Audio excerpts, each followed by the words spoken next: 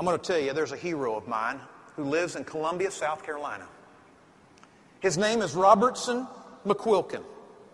And the reason he's a hero is that Robertson was married to Muriel until about 2 weeks ago when Muriel died, in marriage for 53 years. Robertson Mcquilkin was the president of Columbia Bible College and Seminary. He was world-renowned as a New Testament theologian, author, speaker, but his biggest fan and supporter was his wife, Muriel. In the 1980s, her health began to deteriorate, and she was diagnosed with Alzheimer's. She slowly, during the late 80s, began to lose her basic skills. She could no longer speak, reason, couldn't feed herself, clothe herself. And so in 1990, when Robertson Mcquilkin was the president of Columbia Bible College and Seminary, he stood before the student body and resigned to go home to care for his wife of then 40 years and take care of her.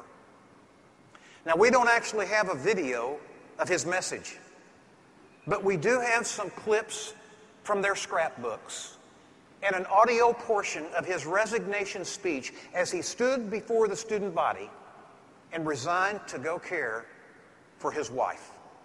Let's listen.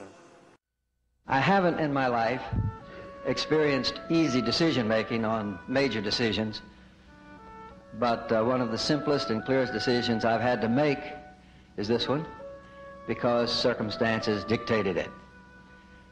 Muriel, now, in the last couple of months, seems to be almost happy when with me, and almost never happy when not with me.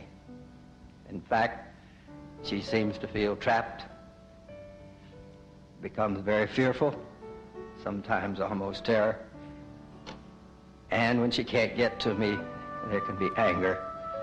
She's in distress. But when I'm with her, she's happy and contented. And so I must be with her at all times. And you see, it's not only that I promised in sickness and in health, till death do us part, and I'm a man of my word. But as I have said, I don't know with this group, but I've said publicly, it's the only fair thing. She sacrificed for me for 40 years to make my life possible. So, if I cared for her for 40 years, I'd still be in debt. However, there's much more. It's not that I have to, it's that I get to. I love her very dearly, and you can tell it's not easy to talk about. She's a delight. It's a great honor to care for such a wonderful person.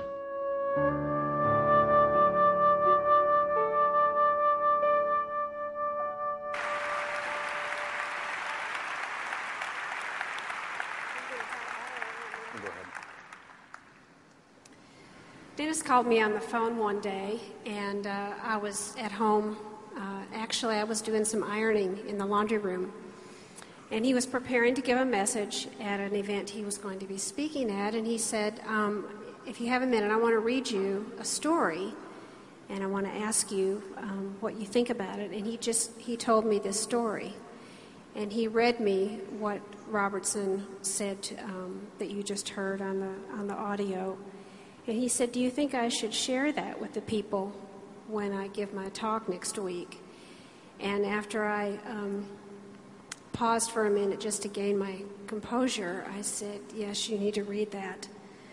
You need to tell everyone that story. And I was crying all over the clothes, and I paused for a minute, and I said, but I just have one question that I need to ask you. And he said, what is that? And I said, I need to know if you will love me like that. And he said he would. I want to say to you that every one of you in here today needs to answer that question. Not just will the husband love the wife that way, but will you wives be committed to love your husband that way, no matter what God may bring in your life? Because none of us know what tomorrow will bring. None of us know what life will be like when we've been married 40 or 50 years and what kind of difficulties God may allow in our lives. So today is the day to make that commitment and to decide ahead of time, will you be there for each other? Will you care for each other for the rest of your lives? Decide that today.